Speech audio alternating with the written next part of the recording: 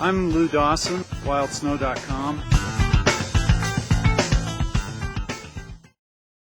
I'm here today to just show how to use Dynafit binding.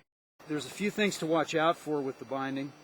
There's a pocket under the binding right here that can get a little ice in it. What we recommend is that you at least inspect this area and make sure there's no ice.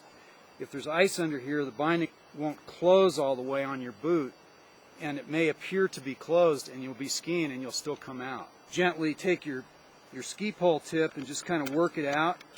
The problem with that is that eventually it'll scratch up your ski pretty severely on the top skin down in there, and it'll even pick up more ice. So what generally works better and is better for the ski is just to what I call snap the binding. And that means just push down here as if you were putting your boot in the binding several times.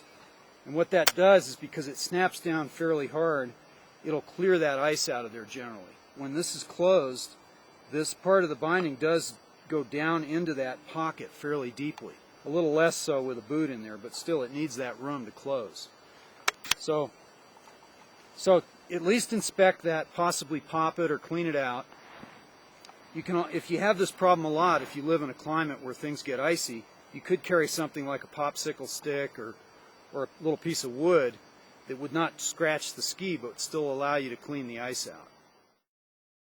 Okay, let's assume we're done with the uphill and we're getting ready for the downhill. Of course, you're first going to want to take your skins off. If it's windy, a lot of times I take the skin halfway off and control it with the ski so the wind doesn't blow it around. I may put it in my jacket or something like that, but for now I'm just going to put it aside. Alright, first thing you always do with a Dynafit when you're getting ready to do a downhill is you want to deploy the brakes if you have brakes. If you're not using brakes, then you just have to be real careful you don't lose your ski. But I deploy the brakes by just simply rotating the binding and letting the brakes snap down. Sometimes they stick a little bit, and then you can kind of tap it with your finger or something like that. Okay, I'm going to enter the binding with one of the three methods that we've gone over. In this case, I'm going to put one side of my boot in and then rotate. Now I'm in the binding. Now what I wanted to show you that's really important here is to swing the ski 4, 5, 6 times. What that does is it rotates the boot on the pins, and the pins have these small slots in them that act as cutters. And it cuts any ice and dirt out of those holes and makes your boot have a more solid connection for the downhill. And then when that's all done, you just step down into the binding with a nice firm step towards the heel, and that snaps you in. And you're going to leave, in this case, you're going to leave the binding unlatched. Remember, this is the touring latch. When you're skiing downhill, you leave that unlatched because if you latch it, you won't have any safety release. Now, there are times when that's extremely useful. For example, for extreme skiing, you're on top of something really hairy where losing a ski could kill you. You can reach down and latch the binding while you're in alpine mode, and then you basically have a ski that's attached to your foot with no safety release.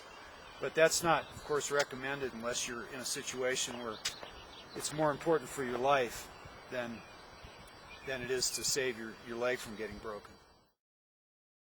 Okay, so again, while putting Dynafits on, they can be a little more tricky than other bindings, so it's good to keep a few things in mind.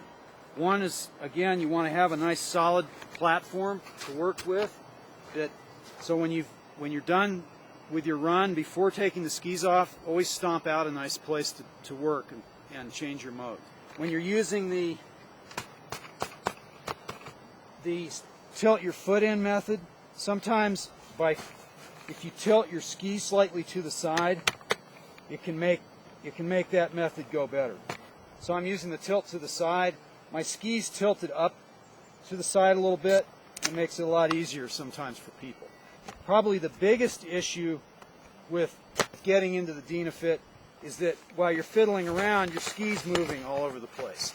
And this is especially tough for people who are not used to the binding.